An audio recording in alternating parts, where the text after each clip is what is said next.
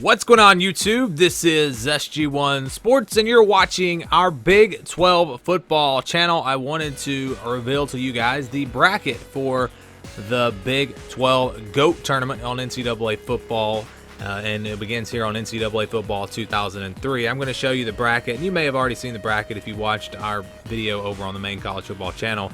But also in this video, I'm going to show you the teams. I'm going to show you the rating for the teams and the top players from each of these teams, their quarterbacks and running backs, to give you just a better idea of who might win this tournament, especially if you're playing our Sim Pick Challenge, which I'll get to in just a second. But if you don't know about the GOAT tournament, it's a tournament where we're doing every NCAA football game. We have a point system to determine the greatest team in the history of NCAA football, the video game, and we are putting teams in their current day conference. So that's why you see TCU here in the Big 12.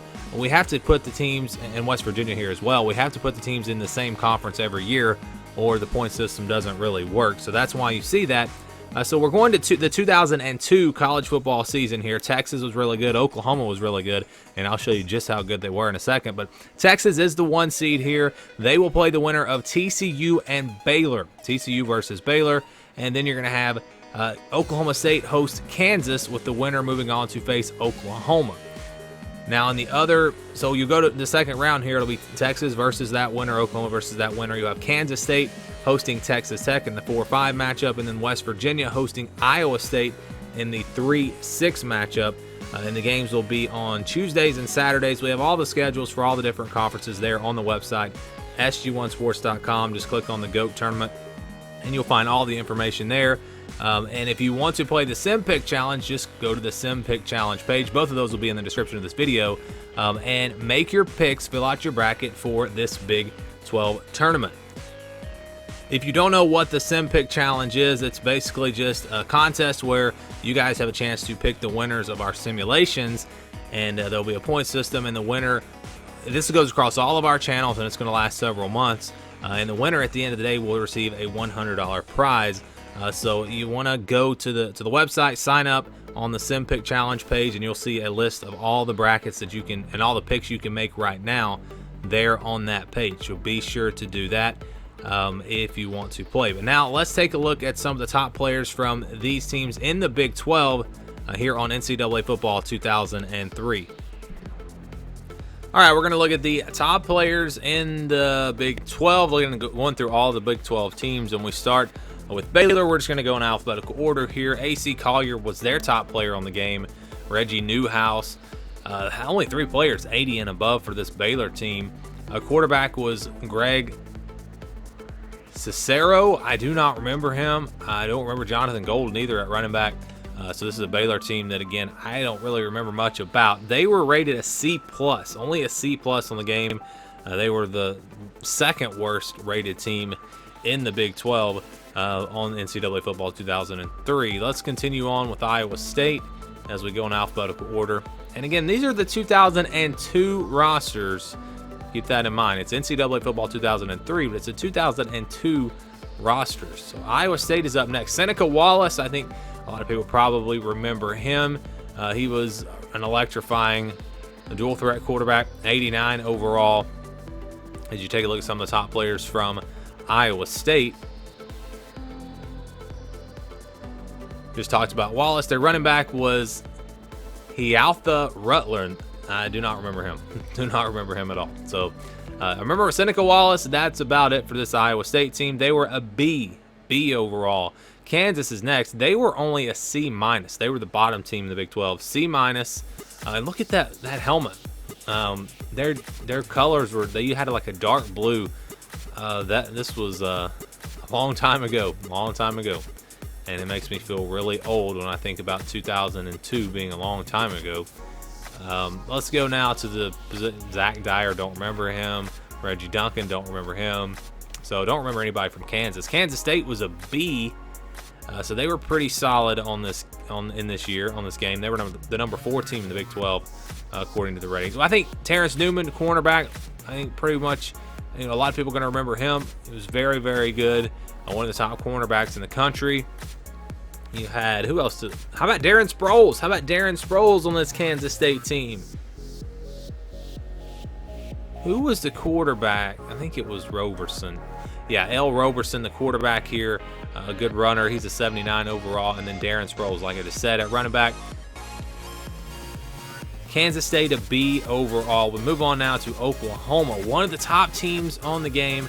Oklahoma was number 3, and they were a B+ overall.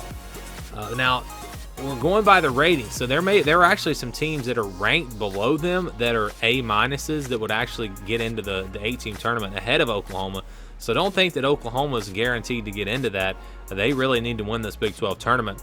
You take a look at their players, Andre Woolfolk, cornerback, their top player.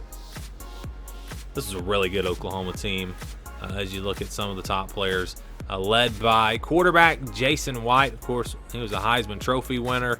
And then they had Quentin Griffin at running back. Let's just look. I'm just curious on the wide receivers. I think they yeah, there's Mark Clayton. Look at this. All upper 80s. Brandon Jones, Curtis Fagan, Antoine Savage. This was a very good Oklahoma team. And like I said, they were the number 3 ranked team. They're a B+, but they're the number 2 seed because Texas actually is ahead of them. Texas and Oklahoma really good, and that's really been the story for the Big 12 for a long time. Or for this era, I would say. The 2000s seemed like it was always Texas and Oklahoma.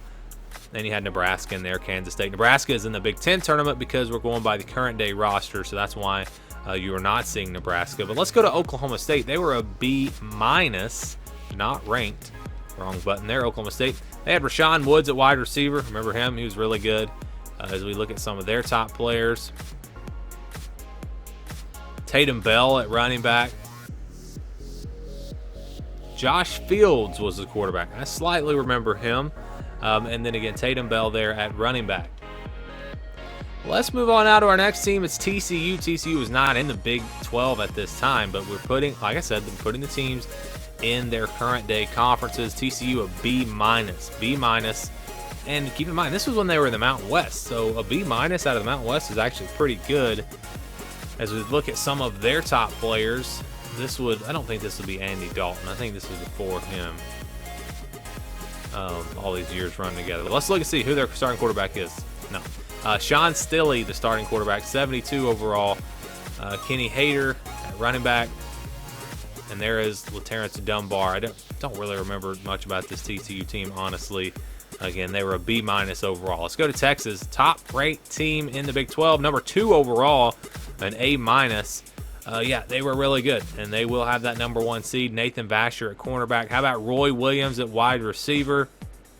Derek Johnson at linebacker, another guy that I remember very well. Cedric Benson at running back. Who was the starting quarterback? It was Chris Sims. I think most people would remember him. They also had Vincent Young. He was 74 overall as a true freshman. We will see a lot more from him in future years. Chris Sims, a senior, and then there is Cedric Benson at running back. Really good Texas team. I think one of the favorites, not just to win the Big 12, but to win the whole thing. And they're guaranteed a spot. They are guaranteed a spot in the 18 playoff, even if they don't win the Big 12, because they're one of the top 2 teams. Of course, if they win the Big 12, then that would fall.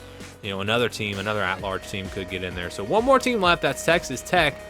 They're a B, and they're not ranked, but there is a quarterback, Cliff Kingsbury. Of course, we all remember him. Of course, know what he's doing now as a head coach.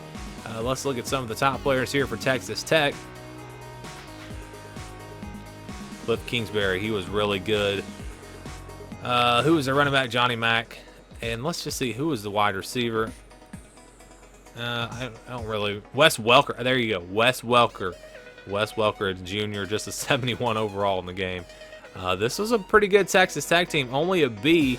They're only the number 5 seed in the Big 12, but a team that you probably need to watch out for if you're making your picks, because they've got an offense that I think is going to be able to score some points. So there you go. Those are the top players, quarterbacks, and running backs for all the Big 12 teams on NCAA Football 2003.